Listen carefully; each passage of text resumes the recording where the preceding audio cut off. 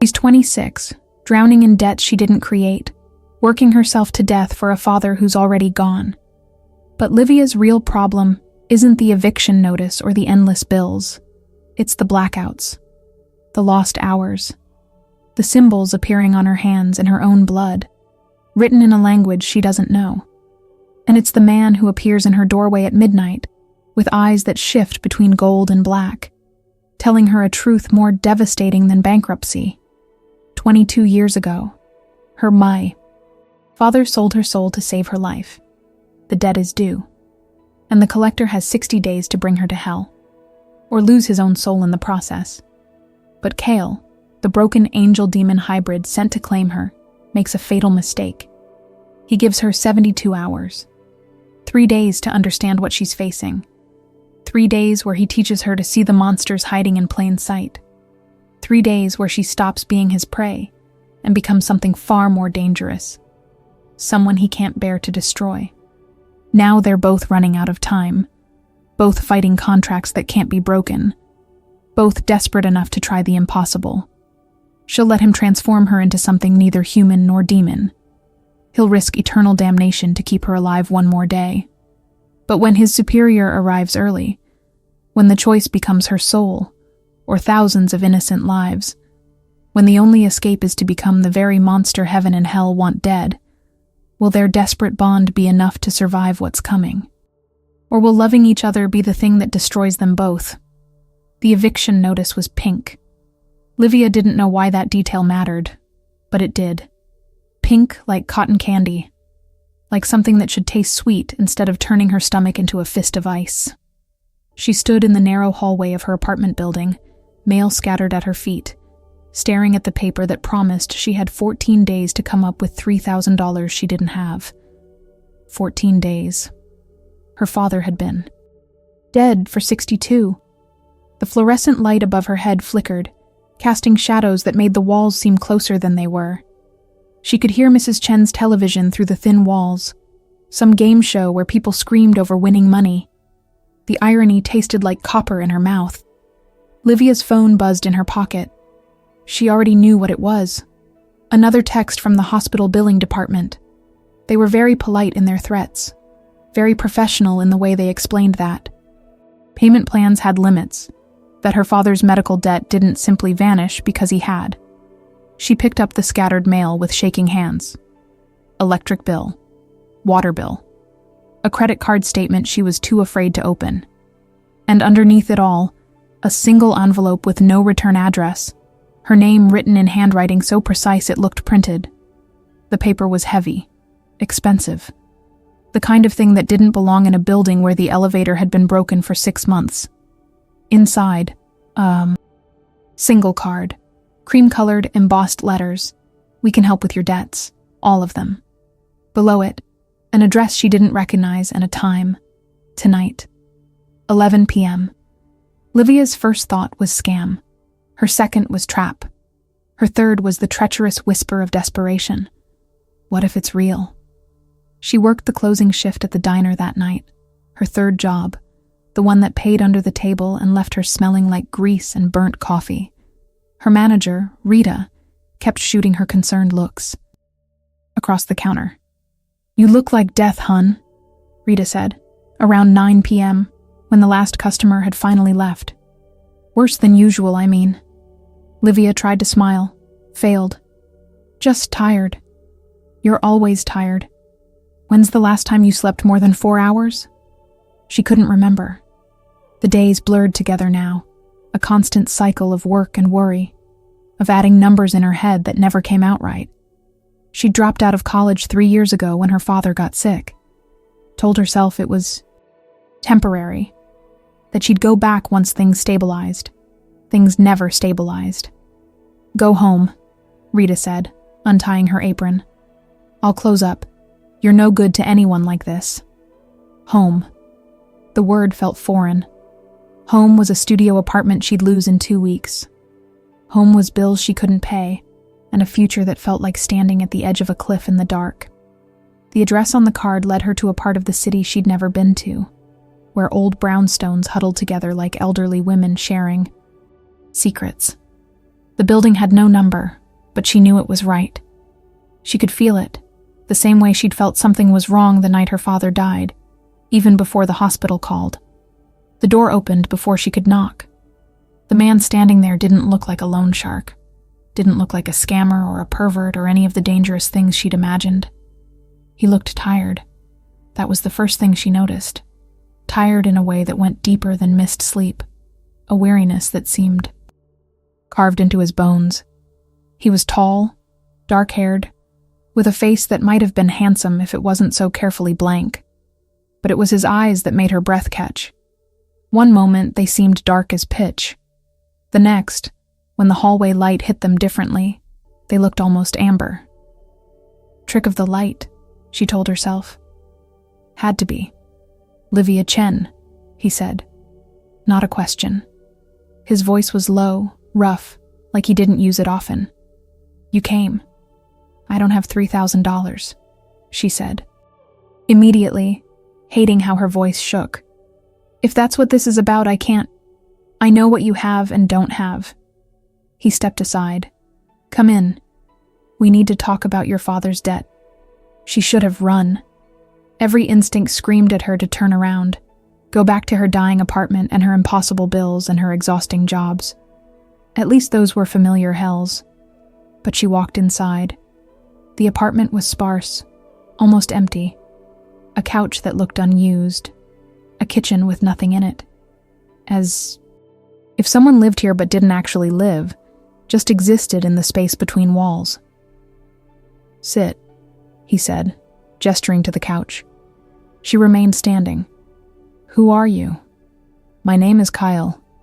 He moved to the window, keeping distance between them. She noticed he did that deliberately, as if he didn't trust himself too close. I'm a debt collector. The hospital already has those. Not that kind of debt. He turned to face her, and in the dim light of the apartment, she saw it clearly this time. His eyes shifted.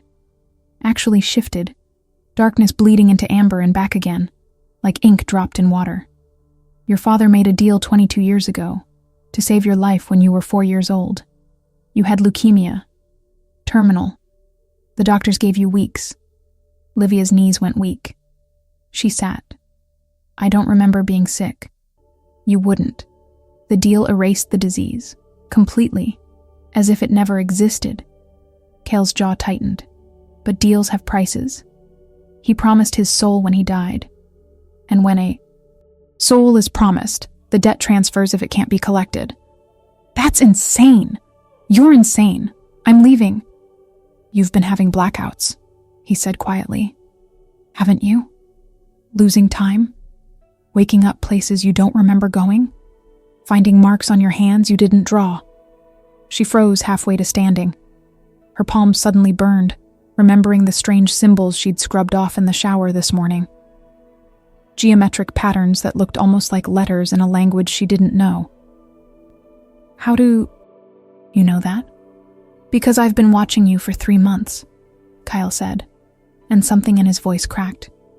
Preparing you, your body, your soul, making it easier to... He stopped, turned back to the window. I was supposed to collect you yesterday. I didn't. I don't know why I didn't. Livia's heart hammered against her ribs. This was crazy. This was impossible. This was... Prove it, she whispered. Prove any of this is real. Kyle was silent for a long moment. Then he held out his hand. Palm up. Shadow pooled in his palm. Actual shadow, thick and viscous, moving with intention. It twisted into shapes, forming into something that looked almost like a small bird, wings spreading. For a second, it was beautiful. Then it screamed. The sound was tiny but wrong, like a child crying underwater. Cale's face contorted in what looked like pain, and when he closed his fist, crushing the shadow bird, he actually swayed on his feet. She saw sweat on his temple, saw him press his other hand against his ribs as if something inside hurt. Every time I use what I am, he said through gritted teeth, it costs. Pain, sickness, sometimes worse. He opened his fist. The shadow was gone. I have 60 days to bring your soul to my superior. If I don't, he'll come himself. And he won't just take you. He'll take everyone in a 50-mile radius as punishment for my failure. Thousands of people. Because you're not just a debt anymore. You're a test of my loyalty. Livia couldn't breathe. Couldn't think. This isn't real. This can't be. It's real. Kyle finally looked at her fully, and she saw it then. The exhaustion wasn't just physical, it was existential. The tiredness of someone who'd been alive too long, hurt too much, lost too many times. And I'm sorrier than you'll ever know. But real doesn't care about sorry. Then why tell me? Her voice broke. Why not just take me? If you're some kind of demon or whatever you are, why warn me? For the first time, something flickered across his carefully blank face. Something that looked almost like shame. Because 200 years ago I was human. I had a daughter. And I made the same deal your father did, to save her life. His voice dropped to barely a whisper. When she found out what I'd become, she looked at me like I was a monster. And she was right. Livia stared at him. At this impossible man with shifting eyes and shadow in his palms, who talked about souls and debts like they were tangible things, who looked at her with something that might have been regret. I don't have 60 days, she said numbly. I have 14. Before I'm evicted. Before everything falls apart. Cale's expression did something complicated. Then I guess we're both on a countdown. He walked to the door, opened it. An invitation to leave, or maybe a command. She stood on shaking legs, made it halfway to the door before she turned back. Can I stop it? The blackouts? The preparation? His silence was answer enough. And if I run, I'll find you. Not a threat, a fact. Your soul has a signature now, a scent. I could track you anywhere on this continent. He paused. But I'm going to do something very stupid. I'm going to give you 72 hours before I start looking. 3 days to, I don't know, say goodbye, make peace. Whatever humans do when they know the end is coming. That's not mercy, Livia said, surprised by the steadiness in her voice. That's you trying to feel less guilty. You're right, Cale agreed. It is, but it's all I can offer you. She left, walked 12 blocks before her legs gave out, and she sat on a bus stop bench, shaking so hard her teeth chattered. 14 days until eviction, 60 days until thousands died, 72 hours until he came for her. Her phone buzzed. The hospital again. Another bill. Another reminder of the debt that was killing her. But now she knew the truth. The debt had always been going to kill her. It was literally designed to. Her father had saved her life, and in doing so, had sold it. Livia looked at her hands in the streetlight. At the faint traces of symbols she could still see if she looked closely enough. Marks she hadn't made. Evidence of a theft happening so slowly she hadn't noticed it until now. She thought about Kyle's face when he talked about his daughter. The way shame had carved lines around his eyes. And she thought, he doesn't want to do this. It was a stupid thought. A dangerous thought. The kind of thought that got people killed in horror movies. But Livia had spent 3 years drowning in debt she didn't ask for, working herself into exhaustion for a system that didn't care if she lived or died. She'd already learned that mercy didn't exist in the real world. Maybe it didn't exist in this one either. But maybe, she could find another way to survive. Even if it meant making a deal with the devil who was supposed to collect her. She stood up, started walking, not toward her apartment, not toward safety, toward something that might be worse than death, or might be the only chance she had left. Livia didn't go back to Cale's apartment that night. She went to work instead, because rent didn't care about soul debts, and the diner opened at 5 a.m., whether she'd slept or not. Her hands shook so badly while pouring coffee that she spilled it twice. burning her wrist the second time.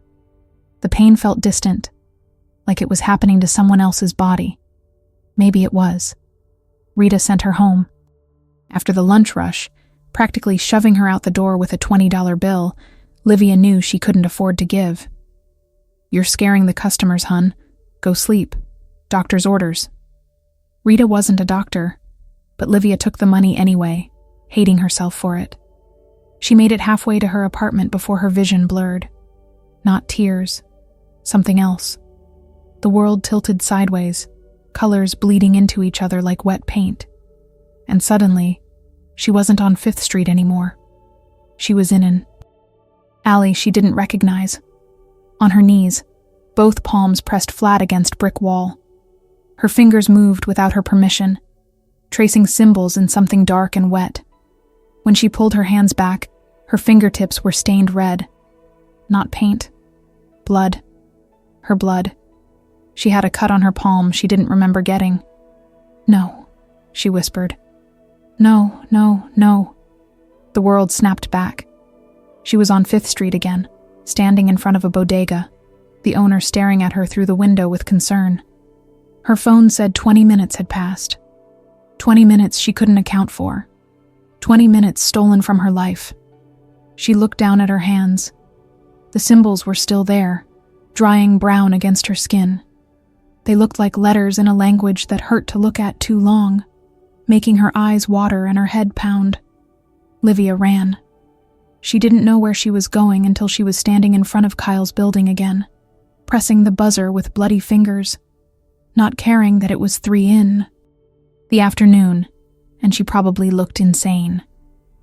The door opened immediately, as if he'd been waiting. "It's getting worse," she said without preamble.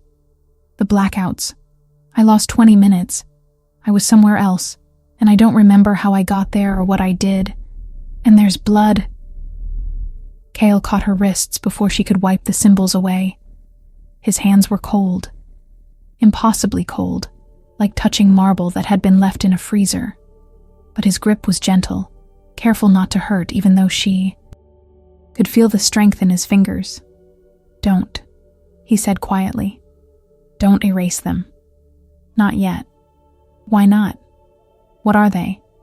He didn't answer, just stood there in the doorway, holding her wrists, staring at the marks with an expression she couldn't read. Up close, in daylight, she could see details she'd missed last night. The way his skin seemed too pale, almost translucent. The shadows under his eyes that looked bruised. The faint scars on his knuckles that were too symmetrical to be accidental. "They're coordinates," he finally said, "marking your soul, making it easier to find if you run, easier to extract when the time comes." He released her wrists, stepped back. "You should come inside. You're drawing attention." She looked around. He was right. People were staring. A woman with a stroller had crossed the street to avoid them. An old man was openly filming on his phone. Inside, Kale's apartment looked exactly the same. Sterile, empty. Like a stage set of a life rather than an actual life being lived. He gestured to the couch again. This time she sat without arguing, suddenly exhausted beyond measure. "Can you stop it?" she asked. "The preparation?" "No." "Can you slow it down?" Kale moved to the kitchen, poured water into a glass, brought it to her. She noticed he didn't pour one for himself. Noticed he seemed to move around the space like a ghost, barely disturbing the air. "If I tried to interfere," he said, "my superior would know, would suspect I'm compromised. Would come sooner." He sat on the opposite end of the couch, maintaining that careful distance again. "The preparation happens whether I'm actively doing it or not now. It's already in motion. Your body is being rewritten at a cellular level to make the extraction clean. Painless, theoretically." "Theoretically," Livia repeated flatly. "I've never actually collected a soul before." Kyle's voice was so quiet she almost missed it. "You would be my first." She stared at him. "What?" "I was assigned to collection 60 years ago, as punishment. But I've spent 60 years finding technicalities, loopholes, ways to delay or reassign or... He stopped. I've been very good at not doing my job. Until you. Why is mine different? Because my superior is tired of my excuses. Because your father's contract was ironclad. No loopholes. No outs. And because I'm running out of time myself. He leaned forward, elbows on his knees, and for the first time looked directly at her. His eyes were more amber than black in this light, almost golden. If I don't bring your soul, I forfeit my own. Become fully demonic. No trace of what I was left, just hunger and cruelty and the endless need to consume. Livia's throat tightened. So it's your life or mine? Yes. And you chose yours. I chose mine, Cale confirmed. Then softer. I'm sorry. She wanted to scream at him, wanted to throw the glass of water in his face, claw at those sad eyes, make him hurt the way she was hurting. But the exhaustion was too heavy, the fear too large. Why did you give me 72 hours? She asked instead. He was quiet for so long she thought he wouldn't answer. When he did, his voice was different. Rougher, more human. Because when I look at you, I see my daughter. Not in appearance, in spirit. She was stubborn like you, worked herself to exhaustion like you, carried weight that wasn't hers to carry. He paused. And when I made my deal, when I became this thing, she looked at me with such hatred, such disgust. I haven't seen her in 197 years, but I remember that look every single day. Livia's hands trembled around the glass. Where is she now? Dead, buried, gone. The words were flat, final. Humans don't live 2 centuries. I stayed away to protect her from what I'd become. Told myself it was mercy. By the time I was ready to face her hatred, face what I'd done, she'd been dead for 90 years. So you're doing this for her, Livia said slowly, understanding clicking into place. The 72 hours, the warning. You're trying to be the father she needed, just 200 years too late and for the wrong daughter. Cale's expression cracked. Just for a second. Just enough for her to see the raw grief underneath before he locked it away again. Maybe, he admitted.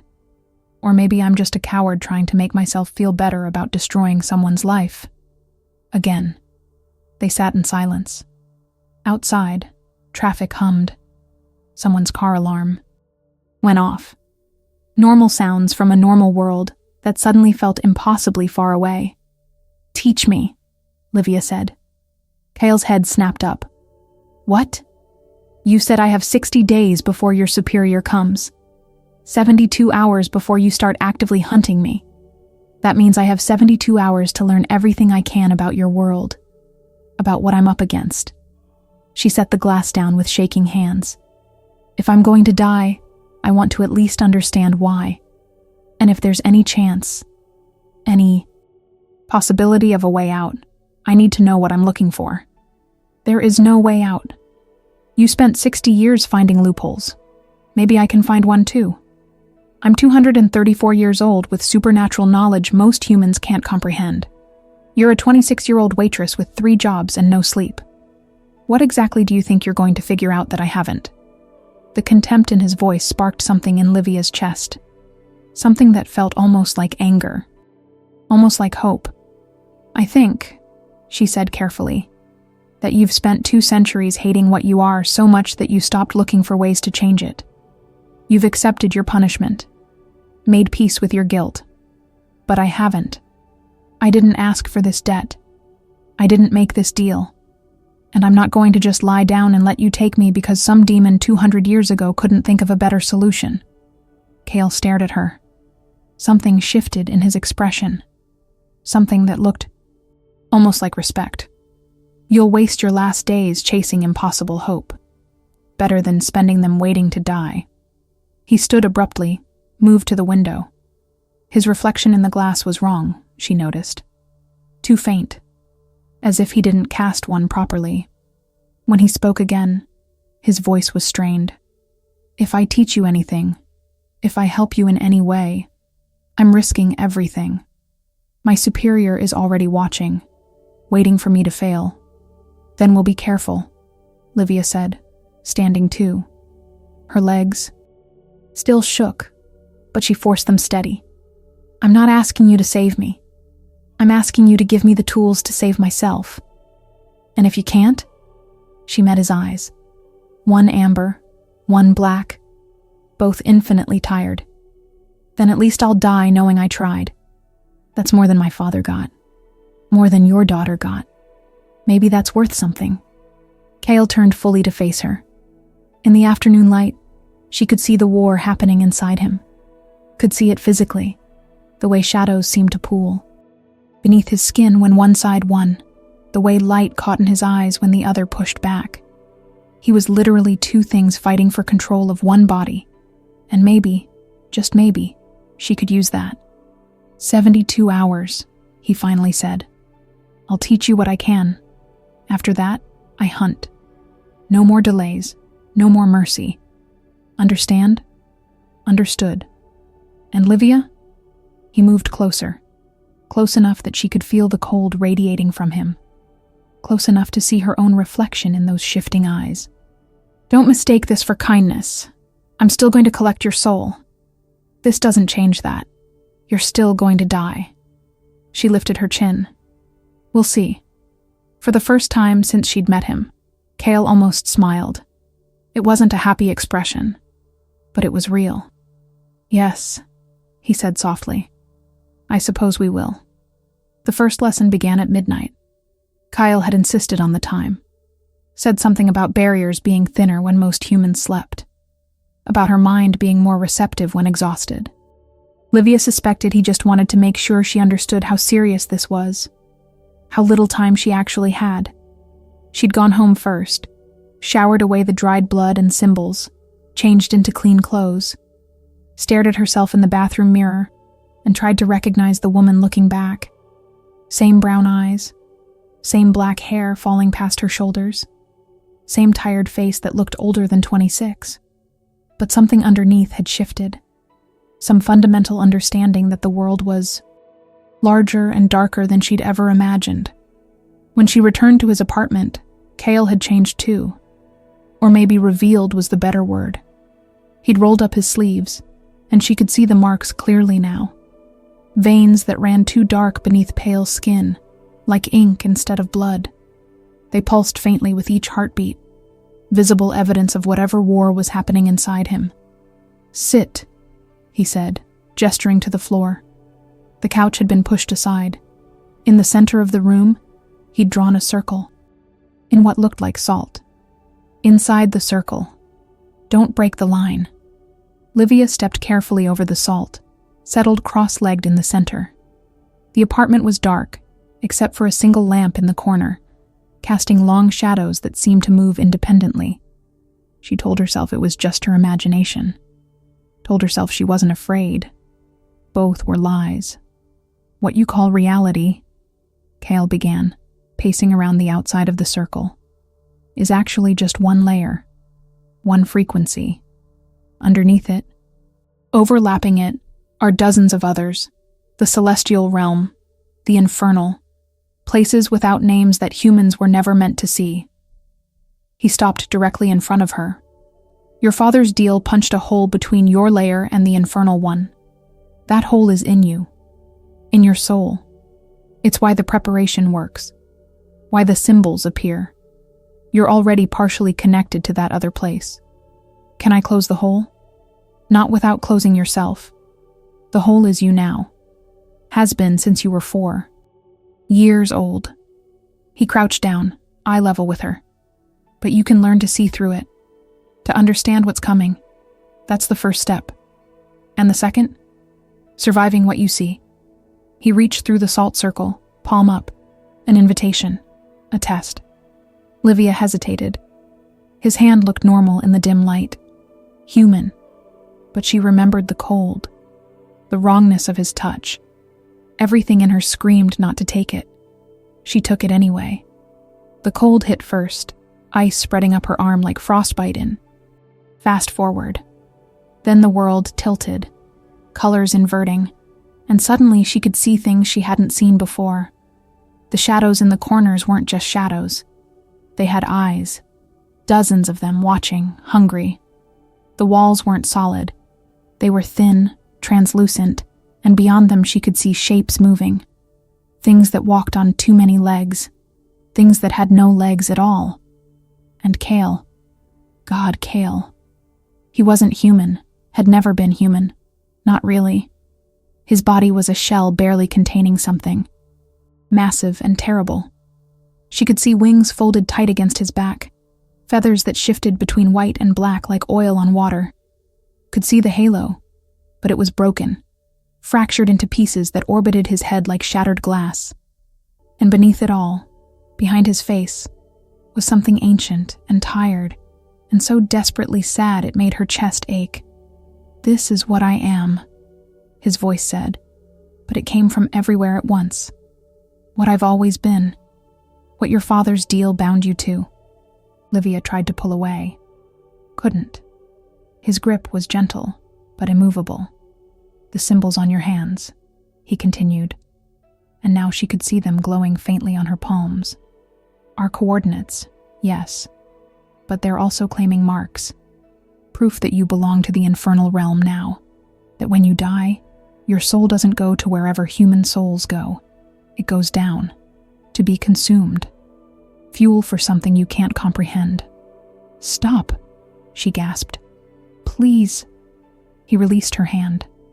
Reality snapped back so hard she fell sideways, catching herself on her palms.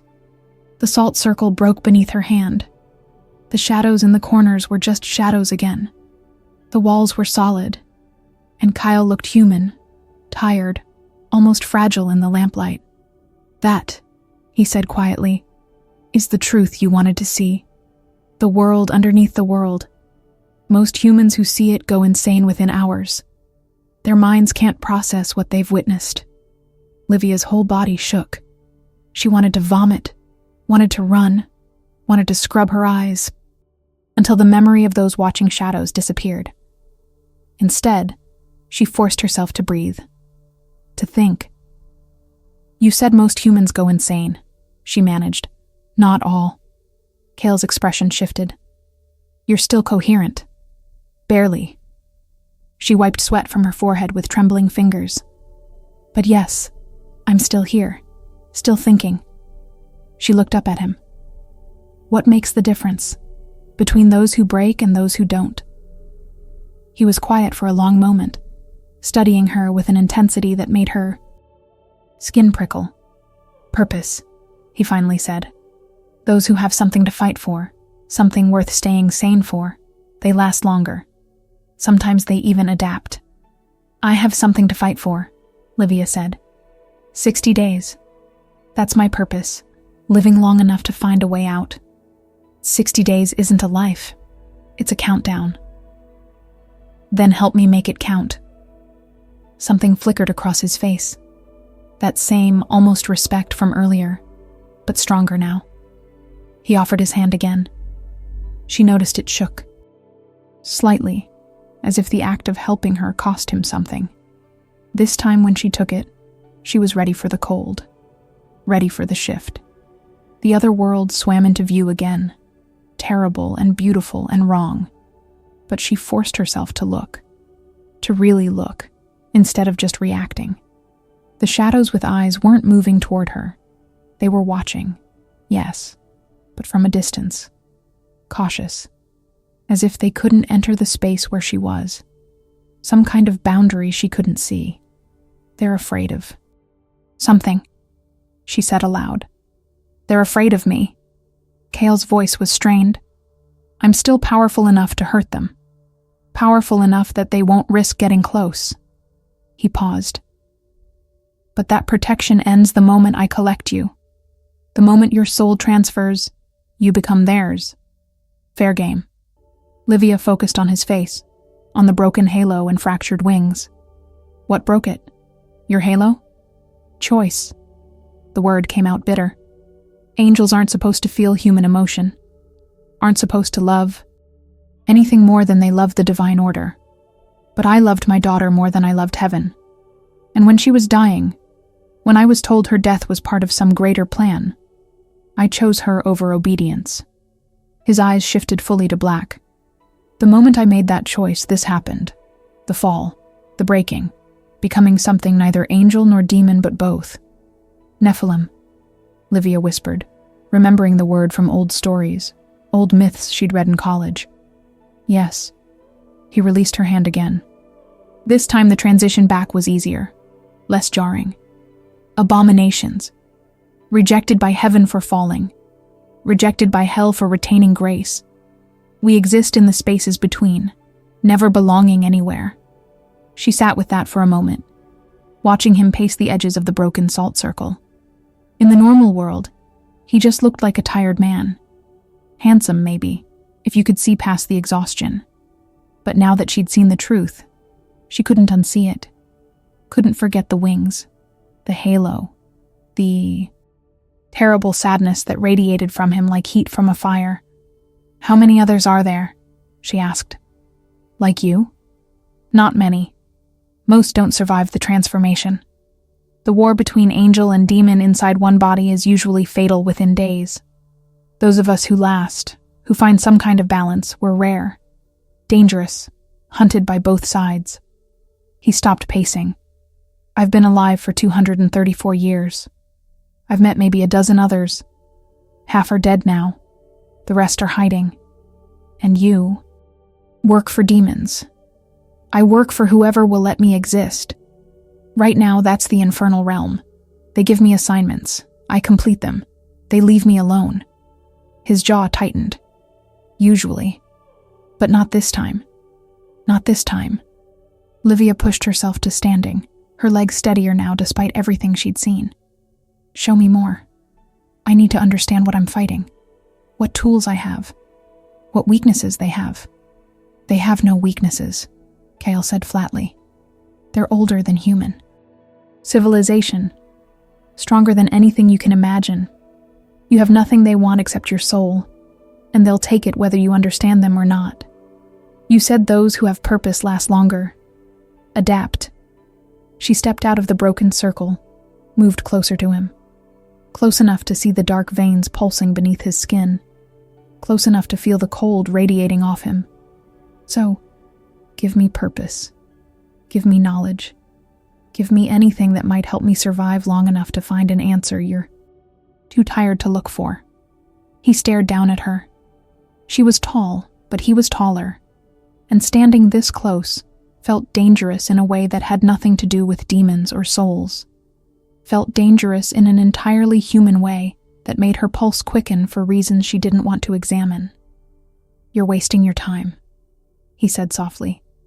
"It's my time to waste. And when the 72 hours are up, when I come for you and you still haven't found your impossible solution, then you collect me," Livia said. Simply. "And I die knowing I tried. Like I said before, that has to count for something." Kale's hand came up slowly, carefully, as if he was fighting the motion. His fingers brushed her cheek, and the cold made her gasp. But she didn't pull away, didn't flinch. "You remind me so much of her," he whispered. "My daughter. That same stubborn hope, that same refusal to accept what is." His thumb traced the curve of her jaw. "It destroyed her. It'll destroy you too." "Maybe." Livia's voice shook, but held. "Or maybe I'll surprise you." For just a second, his eyes shifted to amber. Fully amber, no black at all. And in that second, she saw not the tired collector of souls, not the broken Nephilim, but the father who'd loved his daughter enough to fall from grace. Then the moment passed. The black bled back in. He dropped his hand and stepped away, that careful distance reasserting itself. "We have 70 hours left," he said. "Don't waste them sleeping. You'll sleep enough when you're dead." By the third day, Livia had stopped going home entirely. There was no point. The eviction notice didn't matter anymore. The bills piling up on her kitchen counter didn't matter. Nothing in her old life mattered when she had 57 days left to live. Kale's apartment had become her classroom, her prison, her sanctuary. He taught her during the hours most people slept, showed her things that should have shattered her mind but somehow didn't. How to see the thin places between worlds. How to recognize other Nephilim by the way light bent around them. How to hold her breath and stay perfectly still when something from the other side passed too close. Survival isn't about fighting, he'd said on the second night, his voice rough from hours of talking. You can't fight what you're up against. It's about being invisible, being nothing, being so unremarkable that they forget you exist long enough for you to slip away. But Livia didn't want to be invisible, didn't want to slip away. She wanted answers, solutions. The loophole he swore didn't exist. She was reading through a book he'd given her. Ancient leather binding that smelled like smoke and something sweeter, darker, when the nausea hit. Not the normal queasiness from lack of sleep and too much coffee. This was deeper, visceral. She felt it in her bones, in her blood, like her body was trying to turn itself inside out. Kale, she managed, and then she was on her knees, hands pressed to the floor, symbols blazing to life. On her palms without her permission. Brighter than before. Hot enough to hurt. He was beside her instantly, cold hands on her shoulders steadying her. Breathe. Just breathe through it. What's happening? The preparation is accelerating. His voice was tight. You're past the halfway point now. Your body knows what's coming. It's trying to protect itself by adapting faster. The symbols on her hands began to crawl up her wrists. She could see them moving beneath her skin like living things. Burning trails that made her want to claw her own flesh off. The world tilted sideways, and suddenly she was somewhere else again. Not an alley this time, a church. Old stone walls and stained glass windows. But everything was wrong. The glass showed scenes of suffering instead of salvation. The altar was stained with something dark, and standing at the altar was a man who wasn't a man. He was beautiful in the way a knife was beautiful. Sharp, dangerous, perfect. His eyes were solid black, no whites at all, and when he smiled, his teeth were just slightly too pointed. So this is the girl causing my collector so much trouble, he said, voice smooth as silk. The one who thinks she can outsmart a contract 200 years in the making. Livia tried to speak. Couldn't. Her throat had closed up, terror flooding her system so completely she couldn't move. You can't respond. Of course. This is just a vision, a preview. He moved closer, and even though this wasn't real, wasn't physical, she felt his presence like pressure against her skull. But I wanted you to see me. To know what's waiting. Your soul belongs to me, little girl. Has belonged to me since the moment your father signed his name in blood. And when my pet Nephilim finally stops his pathetic stalling and brings you to me, I'm going to savor every moment of consuming you. The vision shattered. She was back in Kale's apartment, gasping. Kale's arms around her now, holding her upright. His hands were colder than ice, but she clung to them anyway. Desperate for something solid, something real. That was him, she choked out. You're superior. He showed me. He wanted me to see. I know. Kyle's voice was strained. He's checking on his investment, making sure the preparation is progressing. His arms tightened around her. I'm sorry. I should have warned you he might do that. He said you were stalling. She pulled back enough to look at him. His eyes were more black than amber now, darkness spreading, like infection. He knows you're helping me. He suspects. There's a difference. But Kyle's expression said otherwise, said the difference didn't matter much. Livia's whole body ached. The symbols on her wrists were fading, but she could still feel them burning beneath her skin. What happens if he decides you've betrayed him before the 60 days are up? He comes early, takes you himself. Takes me too, probably. Rips out whatever grace I have left and turns me into something that only knows hunger. He said it matter-of-factly, like he was describing the weather. I've been on borrowed time for 60 years. I always knew it would end badly. That's it? That's your plan? Just accept that we're both damned? I'm already damned. Have been since the moment I chose my daughter over heaven." He stood, putting distance between them again. Always distance. Always that careful space he maintained, like it was the only thing keeping him human. "You're the one who insisted on wasting your last days looking for hope that doesn't exist." Livia forced herself to stand too. Her legs shook but held. "Then why are you helping me? If it's hopeless, if we're both going to end up destroyed anyway, why give me those 72 hours? Why teach me anything?" He was quiet for a long time, staring out the window at the city beyond. Dawn was coming, pink and gold touching the skyline. Beautiful, indifferent. The world kept turning no matter how many souls were bought and sold in the darkness. "Because," he finally said, voice so quiet she almost missed it, "I couldn't save my daughter, couldn't protect her from what I became. But maybe I can give you something she never had. A choice, knowledge, the truth before the end." He turned to face her. "Even if that truth is just that there's no escape, at least you'll know. At least you won't die confused." Something in Livia's chest cracked. Not broke. Cracked. Like ice beginning to thaw. "Your daughter didn't hate you because of what you became," she said softly. "She hated you because you left. Because you made the choice to save her, but then abandoned her to live with the consequences alone." Kyle flinched like she'd hit him. "If you'd stayed," Livia continued, "if you'd been there, been honest, maybe she would have understood. Maybe she would have forgiven you. But you decided her hatred was what you deserved. So you left. And you've been punishing yourself for 200 years for a crime she might not have even blamed you for. You don't know what you're talking about." "Don't I?" She moved closer. Not touching, but close enough that she could see the muscle jumping in his jaw, the way his hands clenched at his sides. "You're doing the same thing with me. Teaching me just enough to feel like you're helping, but not actually trying to find a solution, because you've already decided we're both doomed. It's easier that way, isn't it? Easier to accept damnation than to fight for something you might fail at." "I've fought for 200 years, Kale said through gritted teeth. "I've found every loophole, every technicality, every possible delay. There's nothing left to find. No trick that hasn't been tried. No escape that hasn't been closed off. This isn't me giving up. This is me being realistic about what we're facing. Then teach me to fight." "What?" "You said survival is about being invisible, about being nothing." Livia held up her hands, symbols still faintly visible on her wrists.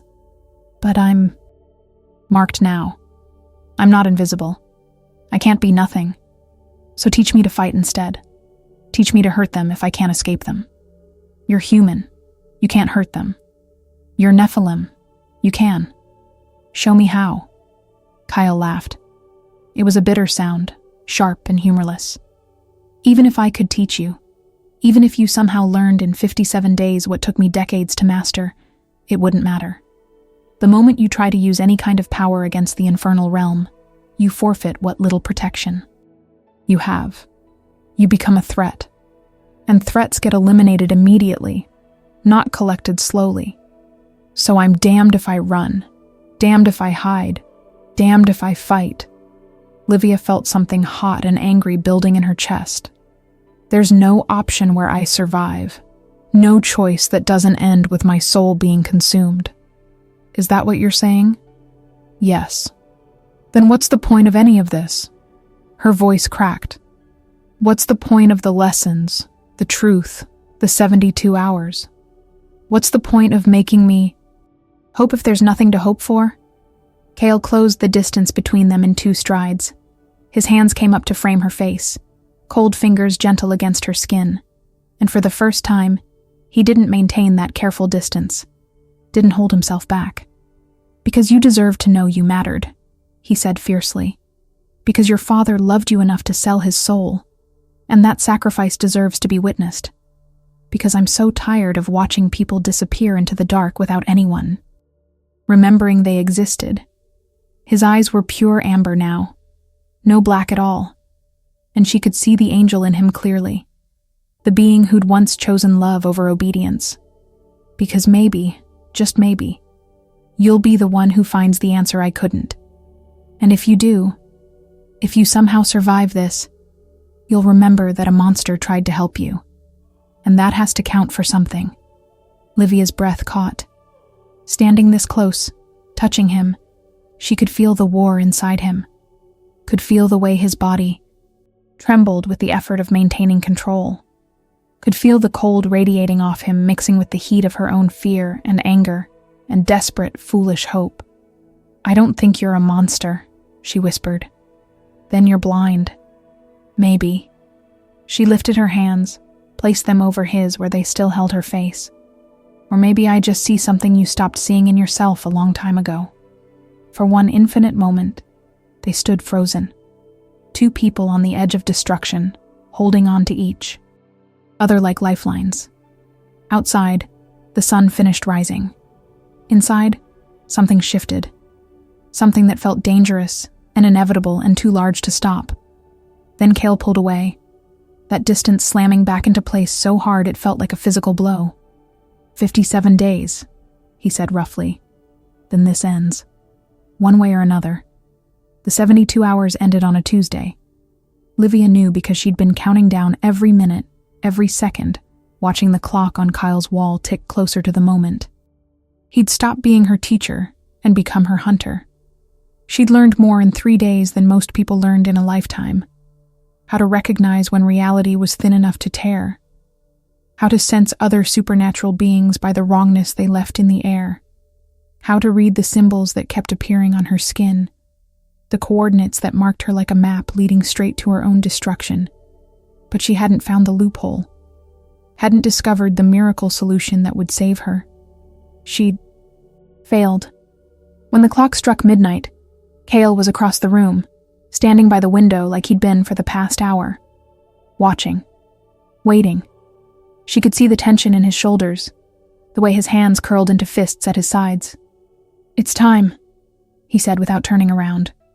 "I know. I'm going to give you a head start. 2 hours. It's all I can offer without making my superior suspicious. 2 hours." Livia laughed, and it came out broken. "That's generous of you." "It's more than generous. It's stupid. Dangerous. If he finds out..." "I understand." She stood from where she'd been sitting on the floor, surrounded by books she could barely read, notes she'd taken in handwriting that grew more frantic as the hours passed. "Thank you. For everything. For the truth. For trying." Cale finally turned. His eyes were black again. Had been black for hours. Darkness spreading as the moment drew closer. "Where will you go? Does it matter? You said you can track me anywhere." "It doesn't matter," he agreed. "But I want to know anyway. Want to know where you'll be when I find you." Livia thought about lying. Thought about running somewhere he wouldn't expect. Somewhere that might buy her an extra hour, an extra minute. But what was the point? He'd find her. He always would. That was the nature of what he was. What she'd become. "The hospital where my father died," she said. "I want to see it one more time. Want to stand in the room where he made the choice that brought us." "Here." Something flickered across Cale's face. "That's cruel to yourself." "Maybe. But it feels right." She picked up her jacket from the couch, pulled it on with hands that only shook a little. "Will it hurt when you collect me?" He was quiet for too long. "I don't know. I've never done it before." "Right, I'm your first." She tried to smile. Failed. "Lucky me." "Livia, don't." She held up a hand. "Don't apologize again. Don't tell me you're sorry. We both know what this is, what you have to do. Let's not pretend it's anything other than what it is." But when she moved toward the door, Cale caught her wrist. His touch was ice cold, burning in its own way, and she felt it all the way to her bones. Felt the connection that had been building between them over 3 days of proximity and desperation, and shared knowledge of the end. "If there was another way," he said quietly. "If I could take your place." bear the consequences myself, I would. You need to know that. I do know. And she did. Could see it in his eyes, in the way he held himself, like every breath hurt. But that doesn't change anything, does it? No, it doesn't. She pulled her wrist free, walked to the door, stopped with her hand on the knob. Your daughter, she said without looking back. What was her name? Sarah. His voice cracked on the word. Her name was Sarah. I think she would have forgiven you. Eventually. If you'd given her the chance. She left before he could respond. Before she could see his face break. Before the last fragile threads of her composure snapped entirely. The hospital was different at 3 a.m. Quieter. Emptier. The fluorescent lights hummed overhead as Livia walked through corridors she'd memorized during her father's final weeks. Past the nurse's station where Rita's cousin worked. Past the vending machines that had sustained her through countless sleepless nights. Past rooms full of people fighting to stay alive while she walked toward her own death. Room 407. That's where he died. Where the monitors had gone flat, and the doctors had called time of death, and she'd stood there, numb, thinking the worst was over. She'd been so wrong. The room was occupied now. An elderly woman sleeping fitfully, IV drip steady beside her bed. Livia stood in the doorway, remembering. Her father's last words had been an apology. I'm sorry, Livy, for everything. At the time, she'd thought he meant sorry for leaving her alone. Sorry for the debt. Sorry for dying. Now she understood. He'd been apologizing for the deal. For the choice he'd made 22 years ago that had saved her life but damned her soul. You shouldn't have done it, she whispered to the memory. Should have let me die. Should have let nature take its course instead of making deals with demons. But even as she said it, she knew it was a lie. If their positions were reversed, if she had a daughter dying of leukemia and someone offered a cure, any cure, wouldn't she take it? Wouldn't she sell anything, sacrifice everything to keep that child alive? Of course she would. That was the trap. That was how they got you. Love made you desperate. Desperation made you stupid. And stupid got you damned. Touching, a voice said behind her. The prodigal daughter returns to the scene of her father's crime. Livia spun.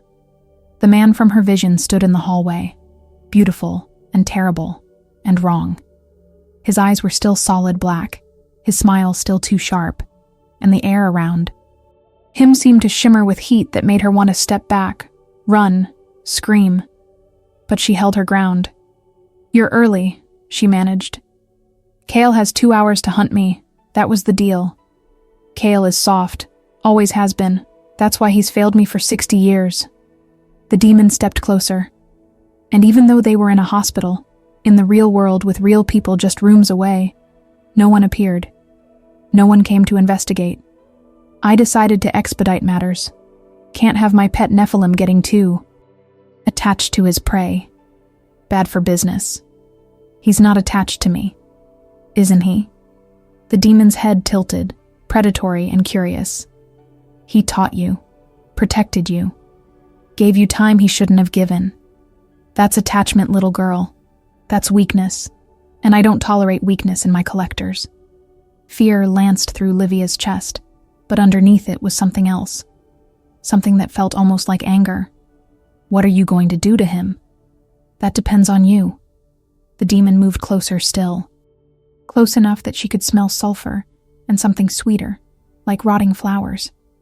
If you come quietly, if you let me collect you here and now, I'll be lenient with Kyle. He'll be punished, certainly, but he'll survive. He'll continue existing in his pathetic half-state. A pause. But if you make me chase you, if you waste any more of my time, I'll strip him of every trace of grace he has left. Turn him into something that only knows hunger and pain. Do you understand? Livia's hands clenched at her sides. The symbols on her wrists burned, coordinates blazing to life involuntarily. You're lying. You're going to punish him either way. Perhaps. The demon smiled wider. But at least this way, you get to choose the severity. That's more mercy than your father got. More mercy than you deserve. She thought about Cale's face when he talked about his daughter. The way his eyes had gone amber when he touched her. The careful distance he maintained because he was terrified of what he might do if he got too close.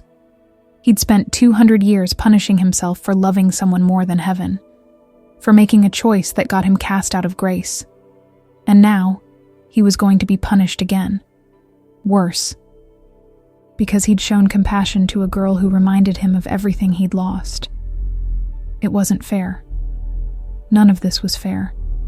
But fairness didn't exist in a world where souls could be bought and sold, where love was a weakness that got you destroyed, where the only choice was how much you were willing to sacrifice before the end. If I come with you now, Livia said slowly, you promise you won't hurt Cale worse than you already planned to? I promise he'll survive with some grace intact. That's the best offer you're going to get. She closed her eyes, thought about running, about screaming for help even though no help would come, about fighting even though she had no weapons, no power, nothing but desperate hope, and 3 days of knowledge that wouldn't save her. Then, she thought about Cale finding her already gone, about him blaming himself, about him carrying one more death, one more failure, one more reason to hate what he'd become. Okay, she whispered. I'll come. The demon's smile was victorious, cruel. Smart girl, your father would be proud. He reached for her, black eyes gleaming, and Livia braced for pain, for the ripping sensation of her soul being torn from her body. But before he could touch her, cold flooded the hallway. Not the normal cold of Cale's presence.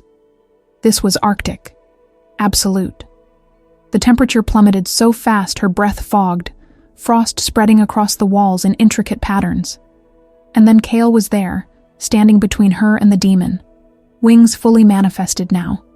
Black and white feathers spread in a display that made him look enormous, terrifying. The broken halo above his head spun slowly, pieces grinding against each other, and when he spoke, his voice echoed with harmonics that didn't sound human. Get away. From her. The demon's smile didn't falter. Ah, there you are. Right on time to watch your failure. I said get away from her. Cale's hands began to glow, light and shadow mixing in his palms, power building in a way that made the air itself tremble. You broke protocol. Came yourself instead of letting me complete the collection. That violates our contract. Technicalities. The demon waved a hand dismissively. You were stalling. I had cause. Prove it. The two beings stared at each other. Livia could feel the power radiating off them both, could see reality beginning to crack at the edges where they stood. This was what it looked like when celestial and infernal forces collided. This was the war that Cale carried inside himself, made external. And she was standing directly in the middle. The hospital hallway shattered. Not physically. The walls remained standing, the floors solid beneath Livia's feet. But reality itself fractured, layers peeling back to reveal what existed underneath. She could see both worlds now, the human one and the other, overlapping like double exposure photographs that refused to align. In the human world, the hallway was empty and sterile. In the other, it was full of things that watched with too many eyes, creatures that pressed against invisible barriers, hungry and patient. And in the center of it all, Cale and the demon faced each other like gods preparing for war. You can't prove I was stalling, Cale said, voice still echoing with those inhuman harmonics. I gave her 72 hours, exactly what I said I would. That I taught her during that time is irrelevant. The contract doesn't forbid education. The contract forbids interference. The demon's form began to shift, growing larger, more terrible. His human disguise was slipping, revealing something underneath that made Livia's eyes water to look at directly. You gave her knowledge, tools, hope. That's interference. I gave her truth, There's a difference. Semantics. Law. Kale's wings spread wider, feathers rustling with a sound like knives being sharpened. You're the one who taught me to find loopholes, to live in the spaces between rules. Don't be angry that I learned the lesson too well. The demon laughed, and the sound made the overhead lights flicker and die. Emergency lighting kicked in, bathing everything in red. You think technicalities will save you? Save her? I don't need proof of your stalling to take what's mine. Her soul belongs to me, has belonged to me since her father signed the contract. You're just the delivery mechanism. Then let me deliver her, as agreed, in 57 days when the preparation is complete. The preparation is complete enough. The demon's attention shifted to Livia, and she felt his gaze like insects crawling over her skin. Look at her. Marked, claimed, already halfway to belonging to us. Why wait when the harvest is ripe? Kyle moved, putting himself more completely between them. Because rushing the collection damages the soul, makes it less valuable. You taught me that too. Patience yields better results. I'm tired of patience, tired of your excuses, tired of pretending you're anything other than a broken thing that should have been destroyed centuries ago. The demon's form solidified again, beautiful and terrible, and when he smiled, it was with genuine malice. Here's what's going to happen. You're going to step aside. I'm going to take the girl. And then you're going to spend the next decade collecting souls for me without complaint, without delay, without any more of your pathetic attempts at rebellion.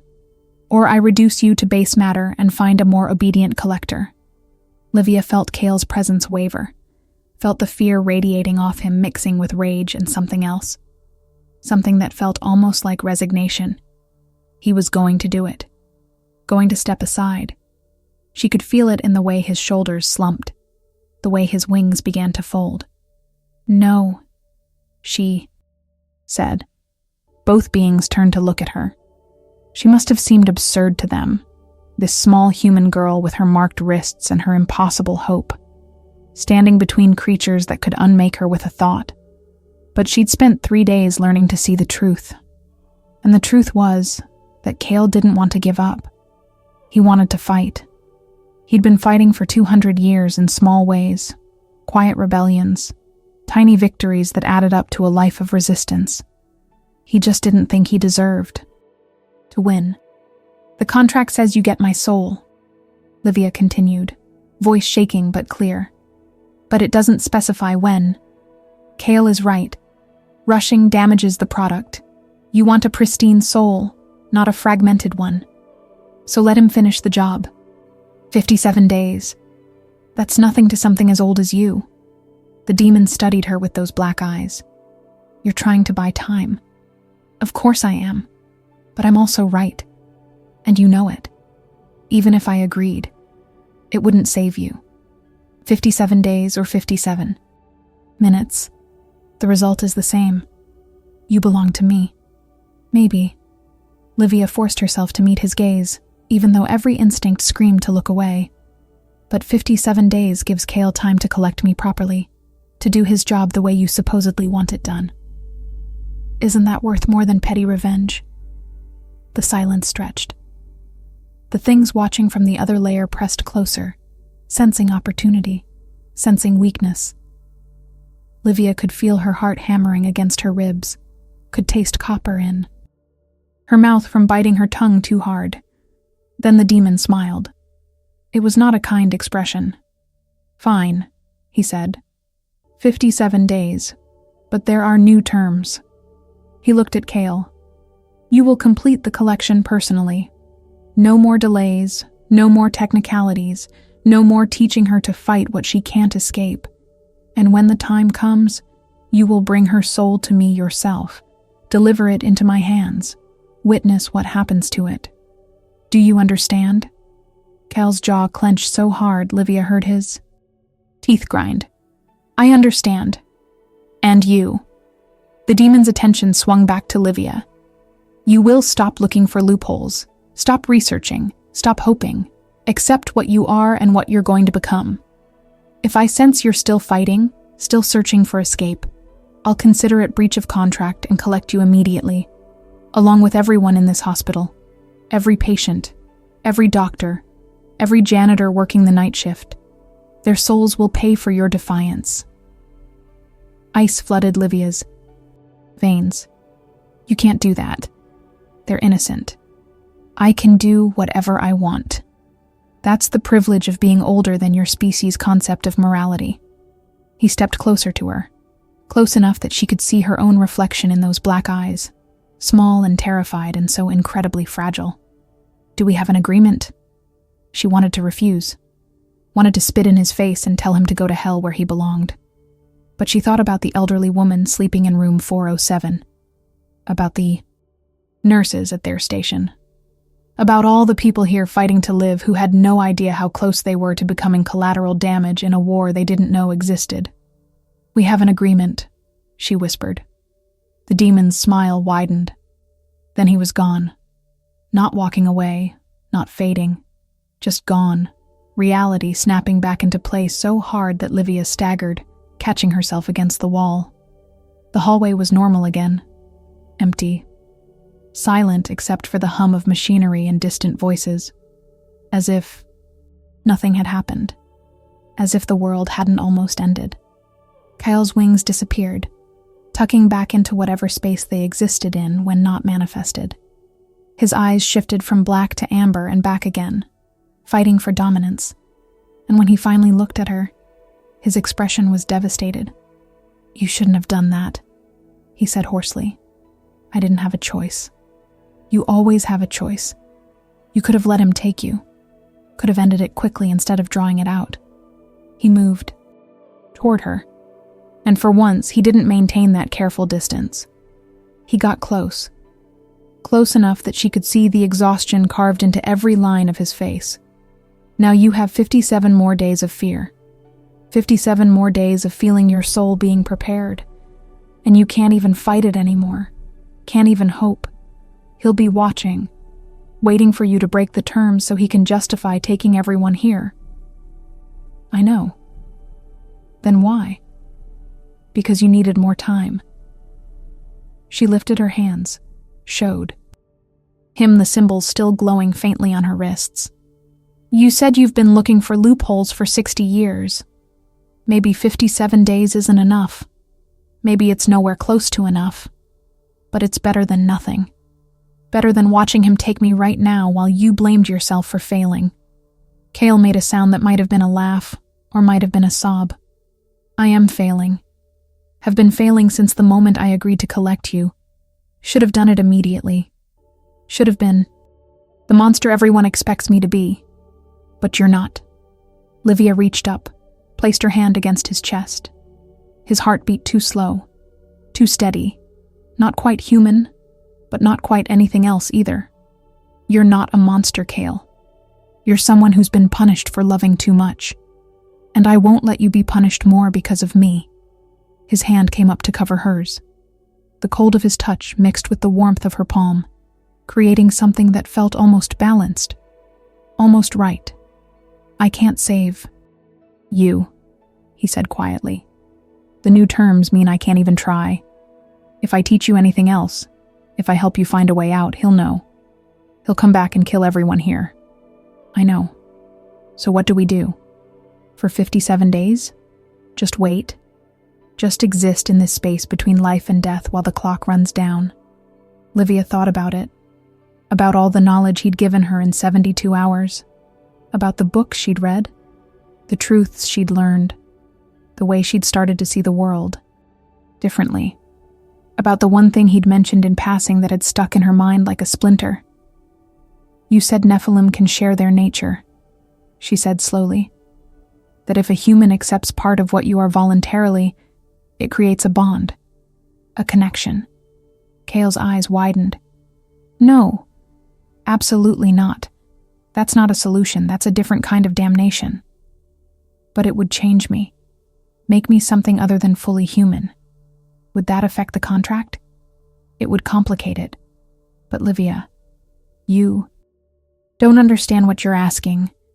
Sharing Nephilim nature means taking on the war, the constant battle between grace and corruption, the pain, the isolation, everything I am that I wouldn't wish on anyone. And if I volunteered, if I chose it, then you'd be insane. But his voice wavered. And it still might not save you. Might just make the collection more painful.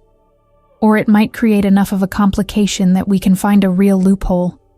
She pressed her hand more firmly against his chest, felt his too slow heartbeat skip. You said those with purpose last longer. Adapt. What if my purpose isn't escaping? What if it's becoming something he can't easily collect? That's not how it works. You don't know that. You've never tried it. Cale stared at her, and she watched the war happen in real time. Watched his eyes shift from amber to black and back again, light and shadow fighting for dominance. Watched him want to say yes, and know he should say no and be utterly paralyzed by the impossibility of the choice. Finally, he pulled away, put that careful distance back between them. 57 days, he said. Ask me again in 56. If you still want this, if you're still sure, then maybe I'll consider it. Why wait? Because hope makes people stupid.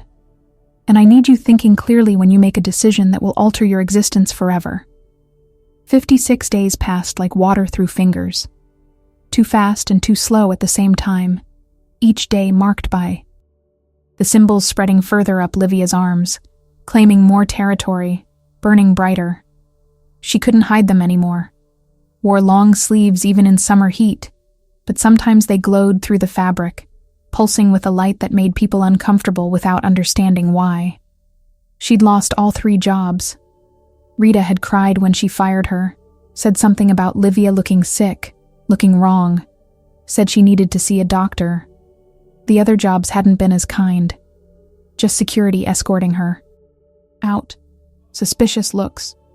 Whispers about drugs or mental illness or whatever explanation made sense to minds that couldn't comprehend the truth.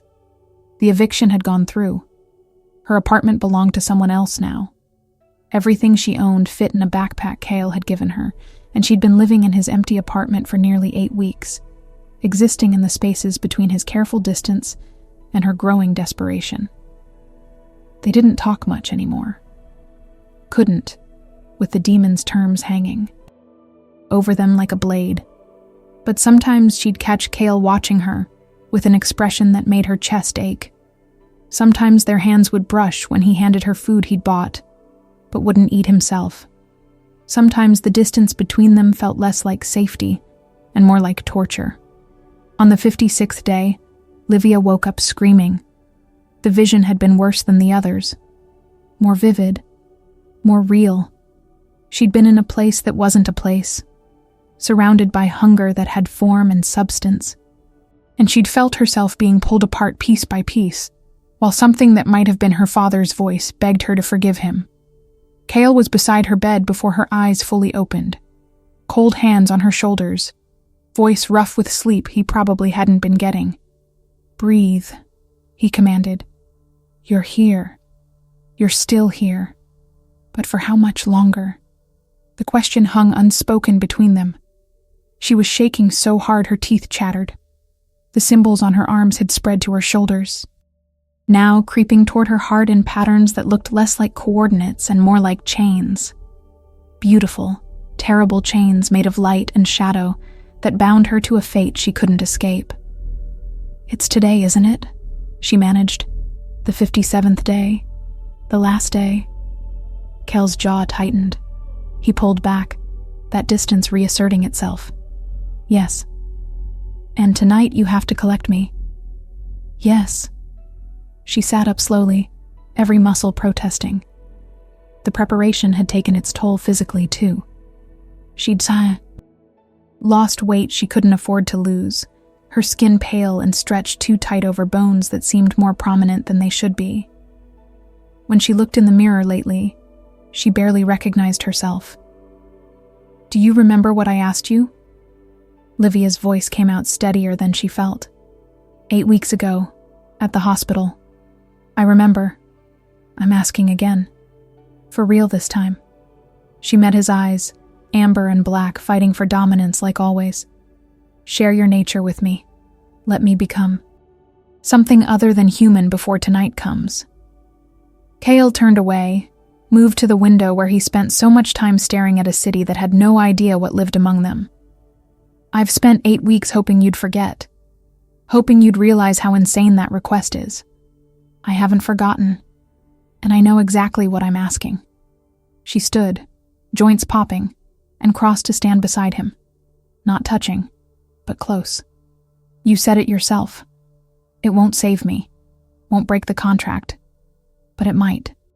Complicate things enough to buy time, to create questions about what exactly he's collecting. It will hurt. Kyle's reflection in the glass looked haunted. Not like pain you've experienced. This is soul deep, fundamental. It will feel like being torn apart and rebuilt wrong. Worse than being consumed by a demon? Different. Maybe worse because you'll survive it. Survive to live with the consequences. I'm already living with consequences. She held up her arms, symbols glowing faintly in the dim morning light. Already marked, already claimed, already halfway to being something other than what I was. At least this way I get to choose what I become. Kale was quiet for a long time. She watched his reflection, watched the war happening behind his eyes, watched him want to say yes and no simultaneously. If I do this, he finally said, if I share what I am with you, there's no going back. Ever. You'll carry the duality forever. Light and dark fighting inside you. Grace and corruption tearing at each other. And you'll be hunted. Not just by my superior, by both sides. Heaven will want to destroy you for being an abomination. Hell will want to claim you for being vulnerable. You'll never be safe again. I'm not safe now. You're human now, fragile but innocent. If you die, your soul goes wherever human souls go when demons don't own them. But if you become like me, if you take on Nephilim nature, that innocence is gone. You become something neither side can forgive. Something that exists in defiance of cosmic law. Good. The word came out fierce, surprising them both. I'm tired of being innocent. Tired of being a victim of contracts I didn't sign and choices I didn't make. If I'm going to be damned anyway, I want it to be for something I chose. Something I did. Not something my father did 22 years ago. Kyle turned to face her fully. Up close, she could see the exhaustion carved into every line of his face. Could see the way his hands trembled slightly with the effort of maintaining control. Could see the desperate, terrified hope that he was trying so hard to suppress. This will bind us, he said quietly. Sharing nature creates a connection, a bond. You'll feel what I feel, know what I know, be tied to me in ways that can't be undone. I know. And you still want this? Want to be chained to a monster for whatever remains of your existence? Livia reached up, placed her hand against his chest again. That too slow heartbeat, that cold that burned. You keep calling yourself a monster, but monsters don't spend 200 years finding ways to avoid destroying people. Monsters don't give their prey 72 hours. Monsters don't teach and protect and care even when it costs them everything. I'm collecting your soul tonight. That makes me a monster regardless of how I feel about it. No. It makes you someone trapped by impossible circumstances, trying to survive in a system designed to destroy. Anything good. She pressed her palm more firmly against his chest. And maybe I can't save you. Maybe I can't even save myself. But I can choose to face the end as something other than a helpless victim. I can choose to fight even if fighting is futile. That has to mean something. Kale's hand came up slowly, covering hers. It means you're brave. Stupid, but brave. Then help me be brave. Help me become something he doesn't expect. Something that might buy us even one more day to find an answer. For a long moment, they stood like that. Two people on the edge of destruction, holding on to each other because there was nothing else left to hold. Outside, the city woke up. People going to jobs, living lives, completely unaware of the cosmic horror playing out in an empty apartment where a broken angel and a marked girl tried to find hope in hopelessness. Then Kyle pulled her closer. Not the careful distance anymore. Not the space he maintained to protect her from himself. This was deliberate, intentional, terrifying. "It requires blood," he said, voice rough. "Yours and mine, mixed, and it requires consent. Explicit, verbal, willing consent. If there's any doubt, any hesitation, it won't work. Or worse, it will work wrong. Twist you into something neither human nor Nephilim, but something broken in between. I consent." The words came without hesitation. "I choose this, willingly, knowingly. Whatever consequences come, I accept them. You say that now. But when the pain comes, when you feel your soul splitting to accommodate what I am, you'll regret it. Maybe." She looked up at him, this impossible being with his fractured halo and his broken wings and his 200 years of guilt. "But I'll regret dying without fighting more." Something in Kale's expression cracked. The careful control he maintained, the distance, the wall between what he wanted and what he allowed himself. It all shattered. And beneath it was raw, desperate need. Not for her body, though. She could feel that too. But need for connection. For someone who saw what he was and chose him anyway. For absolution he'd been denying himself for 2 centuries. "This will hurt me too," he whispered. Sharing nature means sharing everything. Pain, memories, guilt. You'll see what I've done, what I've been. All of it. I'm not afraid of your past. You should be. Too bad. She stood on her toes, bringing her face closer to his. "Teach me to be a monster, Kale. Teach me to be like you, and maybe together we can find a way to be something better than what either of us are alone." He made a sound that might have been a laugh or a sob, or both. Then his hand moved to her wrist, thumb pressing against her pulse point. His other hand lifted to his own wrist, and she watched as his fingernail, too sharp, too long, sliced into his pale skin. Blood welled up, but it wasn't red. It was dark, almost black, with threads of something that glowed like molten gold running through it. "Last chance," he said. "Once we start, there's no stopping, no going back. You'll be fundamentally changed. I'm already fundamentally changed. Have been since the moment I learned the truth." She offered her own wrist. "Do it." Kale's hand shook as he pressed his bleeding wrist to hers, as his 2 sharp nails sliced into her skin with surgical precision. She felt the cut, sharp and clean. And then she felt his blood mixing with hers. And then she felt everything. The world exploded into sensation. So overwhelming her knees buckled. She would have fallen if Kale hadn't caught her, pulling her against his chest, holding her upright as power flooded through her veins like liquid fire and ice simultaneously. She could see through his eyes, could feel his pain, his guilt, his desperate hope, could taste 200 years of isolation and self-hatred, could sense the war inside him, angel and demon locked in eternal combat, neither winning, neither losing, just endless struggle. And beneath it, all she felt something she hadn't expected, something that made her breath catch and her heart stutter. He loved her. Not romantic love, though that was there too, but deeper, the way he'd loved his daughter, the way he loved the memory of being human, the way he loved the idea that maybe, just maybe, he could be redeemed.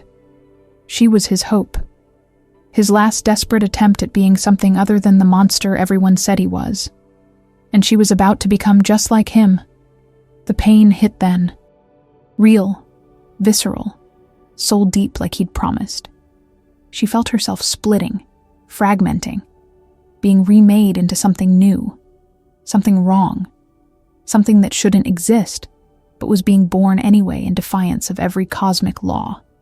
She screamed. Couldn't help it. The sound tore from her throat raw and agonized, and Cale held her through it, whispering words in languages she didn't know but somehow understood. Promises that it would end, that she'd survive, that she wasn't alone, that they would face what came next together. The transformation took 6 hours. 6 hours of Livia's body rewriting itself at a fundamental level, cells restructuring, soul fragmenting and reforming into something that existed in violation of natural law.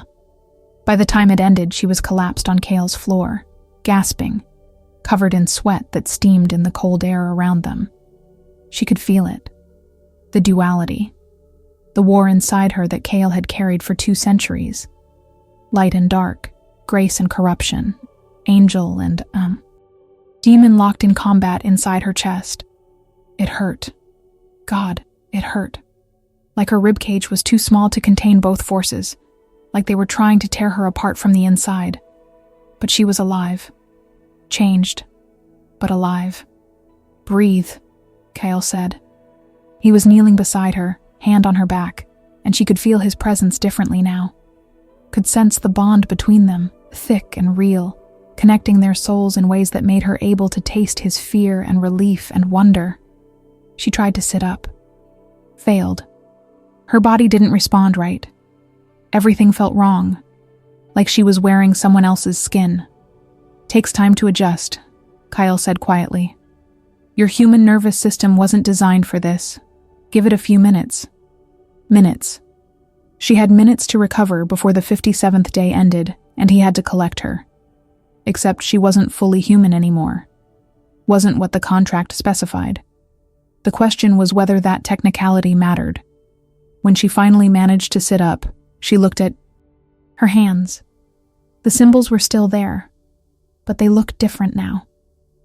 Dimmer, as if the coordinates didn't quite know where to point anymore. Her wrists bore new marks too, scars from where Cale had cut her, but they glowed faintly with the same mixed light and shadow that ran through his veins. How do you feel? Cale asked. Like I'm being pulled in 2 directions at once. She flexed her fingers, watched shadows pool in her palm the way they did in his. Like I'm not sure which direction is, forward anymore. That never goes away. You learn to walk the line between, to balance, but the pull is constant. She looked up at him. In the afternoon light, she could see things she hadn't been able to see before. Could see his true form overlaid on his human appearance. The wings, the halo, the terrible beauty of what he'd been and what he'd become. Could see the exhaustion that went bone deep, the pain he carried like a second skin, and she could feel, through the bond, his absolute terror about what came next. He's going to be angry, she said. Angry doesn't begin to cover it. Cale stood, offered his hand. She took it, let him pull her to her feet. Her legs shook but held. We've complicated his collection, created questions about what exactly you are now. Whether the contract even applies to a being that's partially Nephilim. Will it work? Will it buy us time? I don't know. Maybe. Or maybe it will just make him more creative about how he destroys us both. The sun was setting outside the window, the 57th day ending, and with it, Cale's deadline. They didn't have to wait long. Reality tore open in the center of the apartment, a wound in the fabric of existence that bled darkness and heat. The demon stepped through, beautiful and terrible, his black eyes taking in the scene with cold assessment. Well, he said, this is unexpected. Cale moved in front of Livia instinctively. The contract specified a human soul. She's not fully human anymore. No, she's not. The demon circled them slowly, predatory. She's an abomination, a violation, something that shouldn't exist. He stopped directly in front of Livia. You've made yourself into a loophole, clever, desperate, ultimately futile. The contract is void, Livia said, forcing her voice steady even though terror made her want to run. I'm not what my father sold.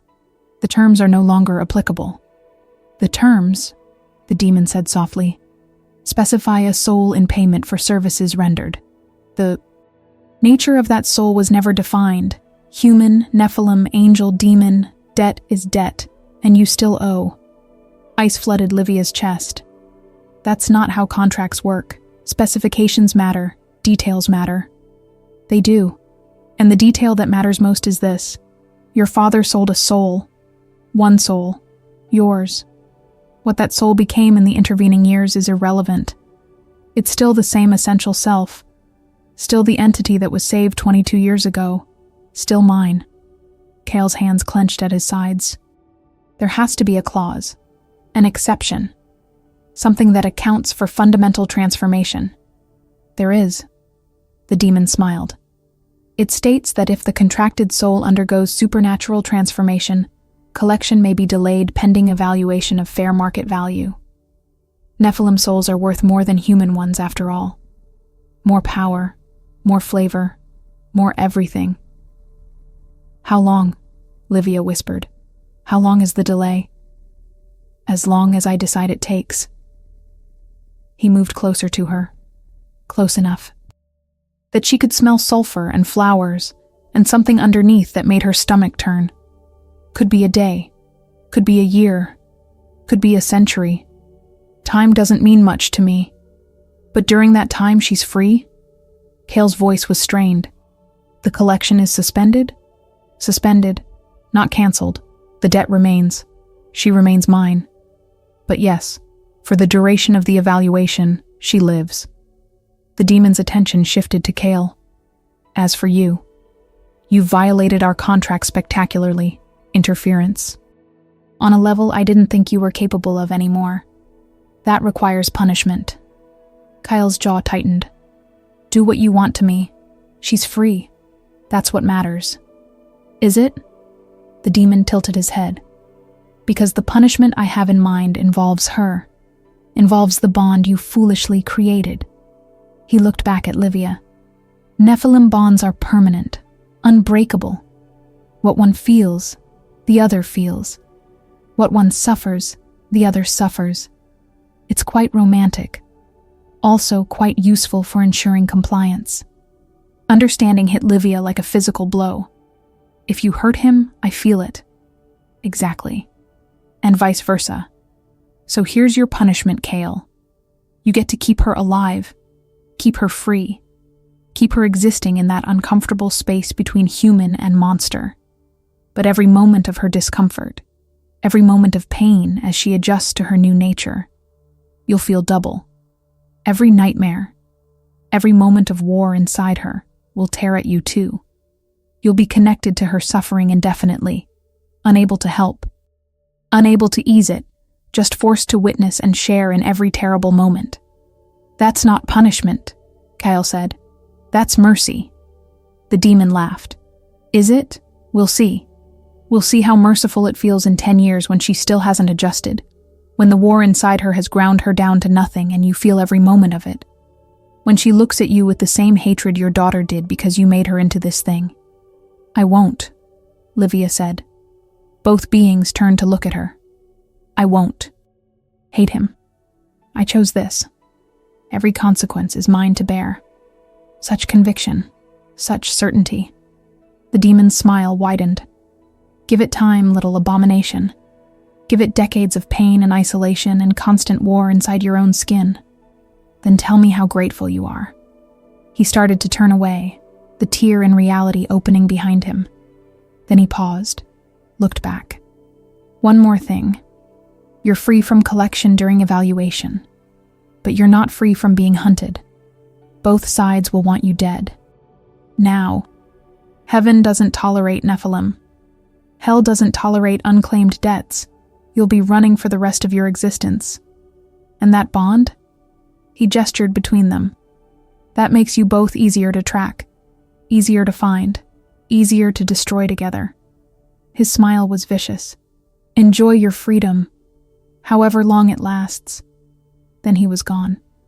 The wound in reality sealing behind him, leaving them alone in the apartment with the weight of what they'd done settling over them like ash. For a long time, neither of them spoke. The sun had set fully now. darkness pressing against the windows, the city beyond unaware of what had just transpired. "I'm sorry," Kale finally said. His voice was raw. "I've condemned you to a half-life, made you into something that will be hunted forever, given you pain that never ends. I should have refused, should have collected you cleanly, should have—" "Stop!" Livia moved to stand in front of him. Through the bond, she could feel his guilt, his self-hatred, his absolute certainty that he'd destroyed her. "You gave me a choice, the first real choice I've had since this started, and I made it, willingly. You don't understand what you've chosen. Then teach me, like you've been teaching me. We have time now. Maybe not much. Maybe we'll be hunted down tomorrow. But we have tonight. We have this moment." She reached up, placed her hand against his chest, felt that too slow heartbeat that was now echoed in her own. "And we have each other. That's more than either of us had yesterday." Kale's hand came up to cover hers. His eyes were amber now, fully amber, the angel in him winning for just a moment. "Your father gave his soul to save your life. I've given you a different kind of damnation. I don't know which of us made the worst choice. Neither of you made a worse choice. You both chose love over safety. Chose to fight impossible odds because someone else's life mattered more than your own." She felt tears on her cheeks. Wasn't sure when. She'd started crying. "That's not damnation. That's the most human thing either of you could have done. We're not human anymore." "No. But maybe that's okay. Maybe being human isn't about what you are. Maybe it's about what you choose to be." She stood on her toes, pressed her forehead against his. "I choose to be someone who fights, someone who survives, someone who finds hope even when hope is impossible. And I choose to do it with you." Through the bond, she felt something in him break. 200 years of guilt and self-hatred cracking under the weight of being seen, being chosen, being offered something he'd convinced himself he didn't deserve. "We're going to be hunted," he whispered. "I know. We're going to suffer. I know. We might not survive. Nobody survives forever. But at least we'll survive together." She pulled back enough to see his face. "That's worth something, isn't it?" Kale's laugh was wet, broken. "It's worth everything." His hands came up to frame her face. "I don't deserve you. Don't deserve this. But I'm selfish enough to take it anyway." "Good. Be selfish. We've both spent too long sacrificing ourselves for other people's mistakes." She smiled, and it felt real despite everything. "Let's try being selfish together. See what happens." What happened was this. They stood in that empty apartment as darkness fell completely, holding on to each other. Two broken things that had become something new. Something that defied classification. That existed in the spaces between, that would be hunted and hated and feared. But they existed, and they existed together. And in a world where souls could be bought and sold, where love was weakness and hope was foolish, that felt like a kind of victory. The symbols on Livia's wrists still glowed faintly, coordinates that no longer quite knew where to point.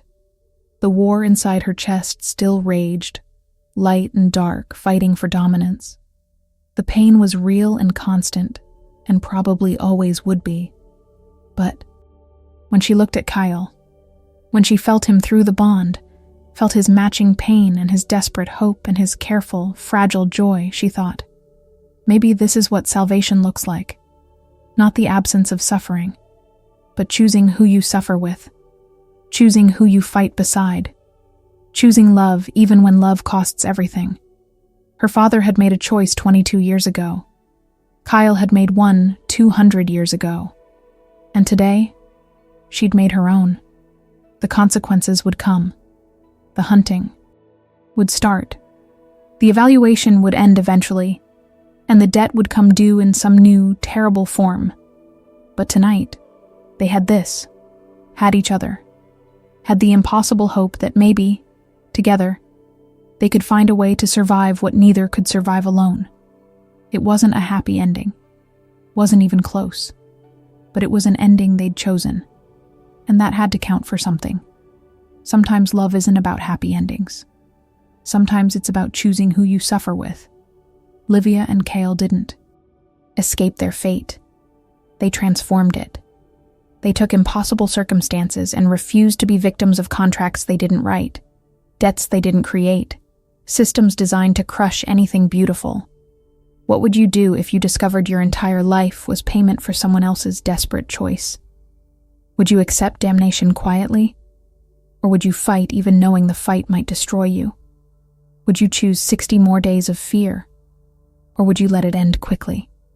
And if someone offered to share your suffering, to bind themselves to your pain forever, just so you wouldn't face it alone, would you have the courage to say yes?